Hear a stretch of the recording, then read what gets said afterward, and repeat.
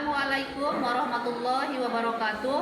Kepada yang terhormat Bapak Ibu dosen penguji uji kinerja, perkenalkan nama saya Huria dengan NIM 25900549500107. Mahasiswa guru tertentu tahun 2025 program studi geografi di LPTK Universitas Negeri Makassar.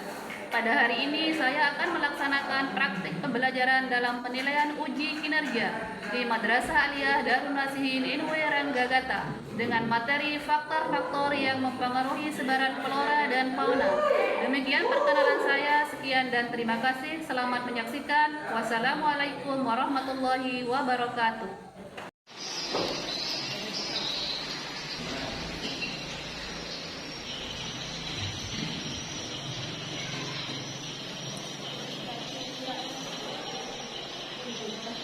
Assalamualaikum warahmatullahi wabarakatuh. Waalaikumsalam warahmatullahi wabarakatuh.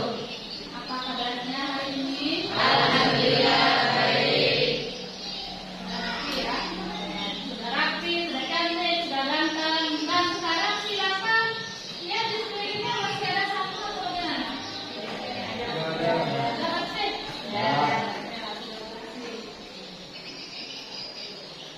Nah, ini ya. Sebelum kita memulai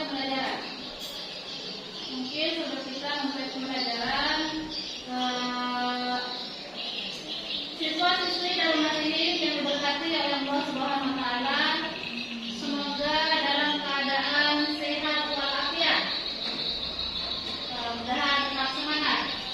Mudah-mudahan di pagi akhir hari ini kita semua tetap semangat, terutama di hari-hari belajar kita ya.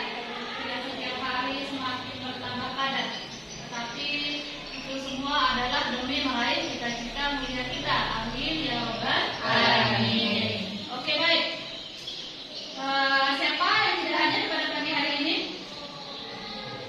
Oke, sambil menyebutnya kehadirannya, silakan mengangkat tangan dan menyebutkan kata hadir.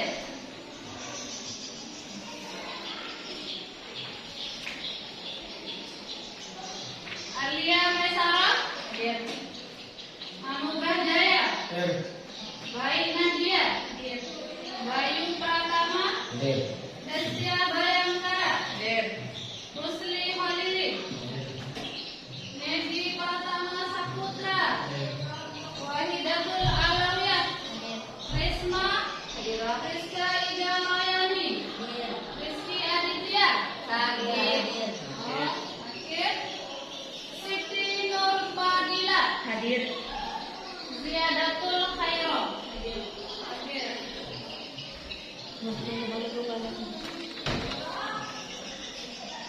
Baik anak-anakku, mungkin yang hari ini sedang tidak bisa hadir atau mungkin sedang ada kegiatan yang lainnya, dan insya Allah sama-sama penting untuk kebaikan kita semua. Serta mungkin bagi yang kurang sehat, semoga Allah segera beri kesembuhan. Amin ya rabbal alamin. Selanjutnya, sebelum kita memulai kegiatan pembelajaran kita hari ini, mungkin alangkah baiknya kita awali dengan doa. Mungkin doa silakan dipimpin oleh ketua kelas.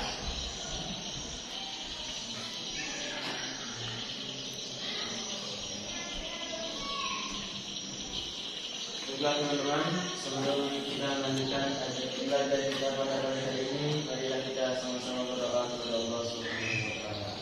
Siap berdoa mulai. Bismillahirrahmanirrahim. Allahumma inna nas'aluka an tusalli wa tusallim ala sayyidina Muhammad wa ala ashabihi al-anbiya'i wal mursalin wa ala alihi wa sahbihi ajma'in wa anta amir rahmatan wa rahmatan wa ila yaumiddin wa anta surana wa tabtaha alaina wa tarzuqana wa tahfazana wa yukrana wa jami'il muslimin ya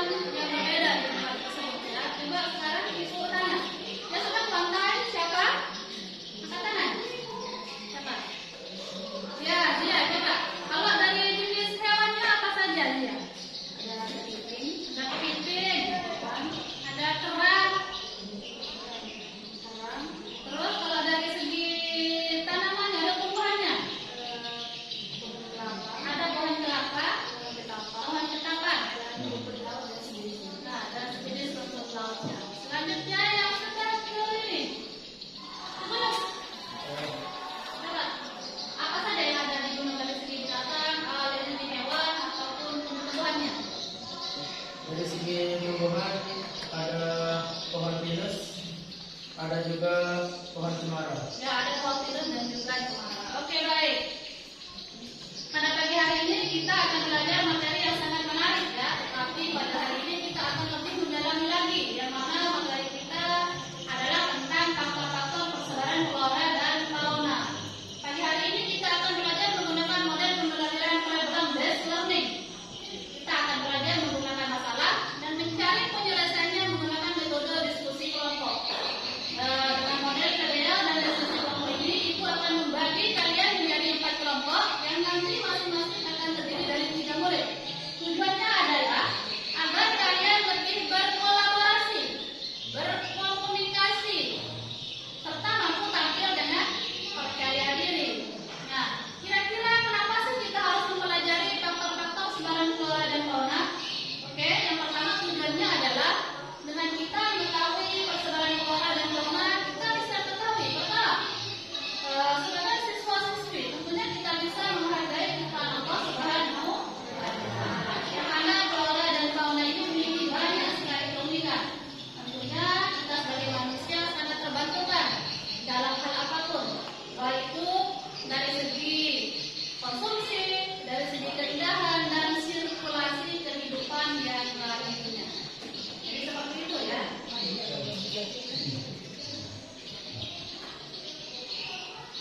Nah, jadi terkait materi kita pada pagi hari ini ya, tentang faktor-faktor persebaran flora dan fauna. Ya, mungkin sebelum kita lanjut ke materi pada pagi hari ini, adakah yang masih ingat terakhir kita membahas materi apa? Coba Ibu tanya Alia. Seingat Alia, apa materi yang terakhir kita bahas? Seingat saya, materi terakhir yang kita bahas yaitu faktor-faktor persebaran flora dan fauna. Oke, baik. Jadi sekilas pada pertemuan yang lalu kita membahas tentang faktor-faktor persebaran flora dan fauna. Dan kedua nanti kita diharapkan mampu untuk membuat peta tematik terkait dengan persebaran flora dan fauna. Tapi untuk hal ini target kita adalah kita lebih menggali lagi bagaimana faktor-faktor persebaran flora dan fauna. Seperti itu ya. Oke,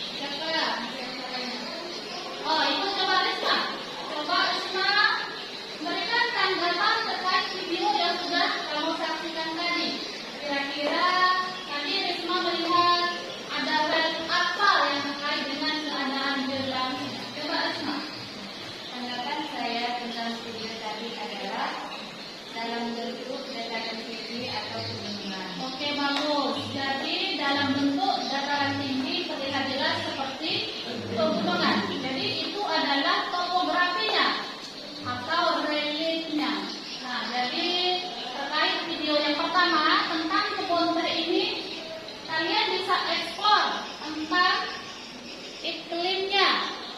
Kalian juga bisa eksplor ya tentang fisiografisnya. Kalian juga bisa eksplor tentang edapiknya ya. Yang terakhir kalian juga eksplor tentang tindakan atau campur tangan. Nah, terkait tentang edapiknya misalnya ya, atau pakem tanamnya. Kira-kira tanah yang seperti apa yang cocok di tempat tersebut? Kira-kira iklimnya seperti apa yang cocok di tempat tersebut? Serta mungkin yang terakhir adalah ada atau tidak adakah peran serta manusia? Bagaimana mungkin hewan dan tumbuh-tumbuhan cocok atau ada di tempat A, ada di tempat B, cocok di tempat C dan lain sebagainya. Oke. Selanjutnya kita mungkin selanjutnya di sini ada struktur ya. Atau mungkin kita lihat tayangan video yang kedua dulu ya. Nah, kita sama-sama saksikan tayangan video yang kedua atau tayangan gambar yang kedua ya. Di sini ada potongan slide ya. Potongan slide atau gambar. Gambar hewan apakah ini?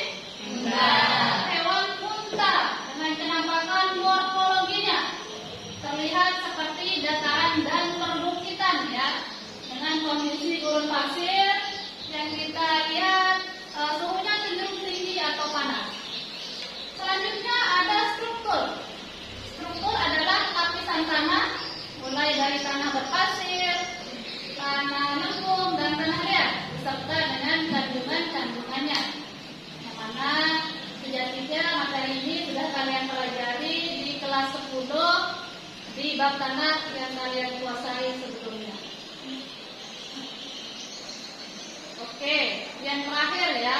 Yang terakhir ini adalah tentang campur tangan manusia atau keterlibatan manusia. Bagaimana mungkin kok bisa hewan dan tumbuh-tumbuhan ada di mana-mana? Ya.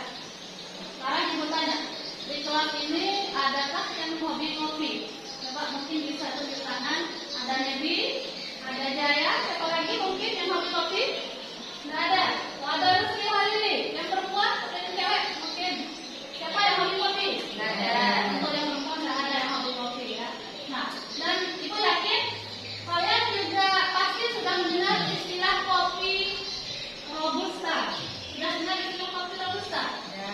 Kalau kopi arabica? Ya. Kopi Brasilia? Ya. Sudah dengar istilah-istilah tersebut ya. Jadi bagaimana mungkin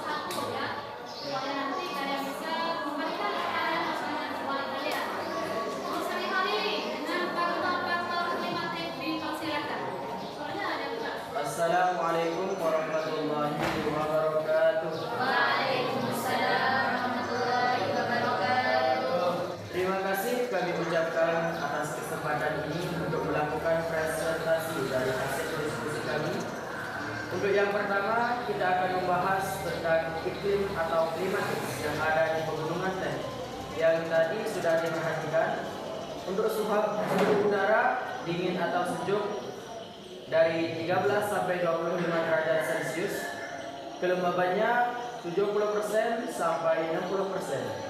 Derajat keasaman pH tanah dibutuhkan antara 4,5 sampai 5,5. Untuk curah hujan kurang dari 60 mm per minggu, menyebabkan unsur hara yang diberikan pada tanaman teh belum dapat terurai dengan sempurna sehingga memperlambat pertumbuhan. Selain sinar matahari, curah hujan juga merupakan faktor penting dalam pertumbuhan tanaman teh. Untuk yang kedua, iklim kutub utara. Suhu udara mencapai minus 40 derajat Celcius di musim dingin dan 0 derajat Celcius pada musim panas. Untuk kelembabannya di daerah kutub sangat rendah. Karena tidak banyak awan, curah hujannya sedikit, sekitar 25 mm per tahun. Sekian, sudah cukup dari kelompok 1. Assalamualaikum warahmatullahi wabarakatuh.